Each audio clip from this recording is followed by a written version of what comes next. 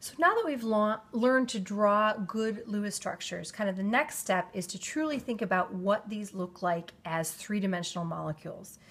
And I'm going to liken this to when we started doing stoichiometry problems. One of the things that we needed to be very proficient at was balancing chemical equations, because if you didn't have a good balanced chemical equation, you couldn't do good stoichiometry. And the same is true here. We can't truly figure out the molecular shape of a molecule unless we have a good Lewis structure to start with. So again, this is going to bring in some of these sheets that we worked on. Again, predicting molecular shape. What you need to be able to do is count to 6, because once we have a good Lewis structure, we have to figure out how many electron groups we have. And then once we figure out how many electron groups we have and determine which ones are atoms versus which ones are lone pairs, then we can figure out a molecular shape and bond angles. We'll talk again about this coding system that we have, but I think a lot of it kind of can make some intuitive sense. All right, so again, drawing Lewis structures fairly quickly now because we're proficient at that and moving forward to the next skill. So PF3, we've got 5 electrons for the phosphorus, we've got 21 electrons for the 3 fluorine atoms, and so we're going to piece these together here. We're going to have phosphorus in the center, fluorine, fluorine, fluorine. I'm going to subtract, so this is going to give us 26 electrons. I'm going to subtract the 6 electrons that I would have had, or I do have when I kind of put my bonds here together, my single bonds, and 20 electrons gives us 2, 4, 6, 8, 10, 12, 14, 16, 18, 20. So again, checking my formal charges. Nobody has a formal charge here, right? Because we've got fluorines bonding like they're wanting to, single bond with 3 lone pairs, so that gives them the 7 electrons that they want to own. Same thing with phosphorus. Okay, we've got 5 electrons that we own, and that's what we want to own. Okay. So conceptually here, what we need to do is we need to count things. And we're going to talk about things that are around a central atom. And a thing is going to be an atom or a lone pair. So I count 1, 2, 3 atoms and 1 lone pair. So that gives me a magic number of 4. So that means there are 4 electron groups around this molecule. The magic number of 4 means that we are going to have an electron shape that is tetrahedral. Okay? Now, this is where this information is going to kind of come into play here. Okay? When we have 4 things, the electron group arrangement is tetrahedral. But when you have 4 electron groups, that can come as 4 atoms, or it can come as 3 atoms and 1 lone pair, or 2 atoms and 2 lone pairs. And those make a difference in terms of what the molecular shape is. Okay? If the electron groups are all atoms, it would be tetrahedral in shape. If the electron groups are 3 atoms and 1 lone pair, which is the case that we have here, it's a shape that we call trigonal pyramidal. So 3 triangles making a pyramid.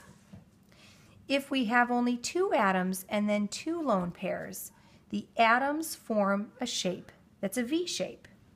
So again, electron group arrangement is the same for all of these, but when we consider where atoms are, which is what molecular shape is determined by, really we have 3 different shapes to consider.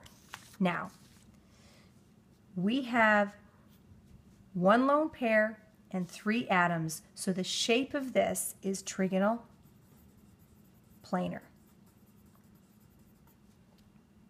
Again, you want to make sure that we can count to 6. We're either going to have 2 things, 3 things, 4 things, 5 things, or 6 things bonded. And you need to know the names, that it's linear, trigonal planar, tetrahedral, trigonal bipyramidal, or octahedral.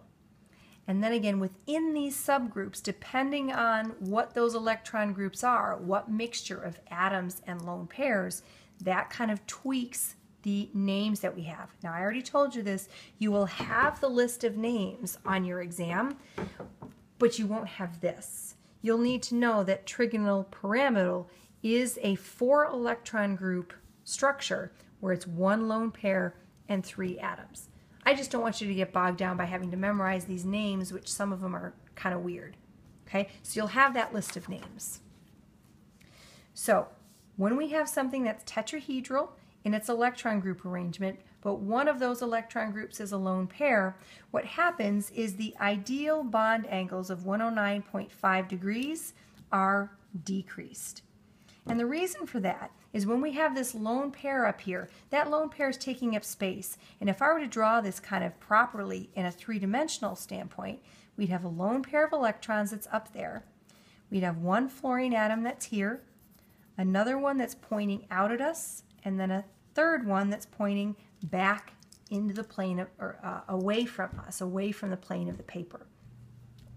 The electrons that we have here provide a repulsion to these bonding electrons, and they kind of push down, and they're going to make this bond angle less than 109.5 degrees. Okay, so let's do our second example here. COCl2. Kind of running through fairly quickly, we're going to have 4 electrons for our carbon, 6 electrons for our oxygen, and then 14 electrons coming from our 2 chlorine atoms. Add those together, we get 24 electrons total. Carbon, I know, is going to be kind of a central atom. Chlorine's here on the periphery.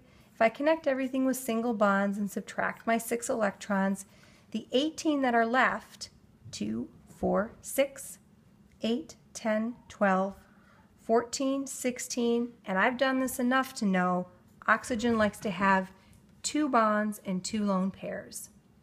Now I have a structure. Nobody's got formal charges. Everybody's happy. So the next thing to do is to figure out shape. So again, if I count things, and my things are atoms and lone pairs, the magic number that I come up with this is 3.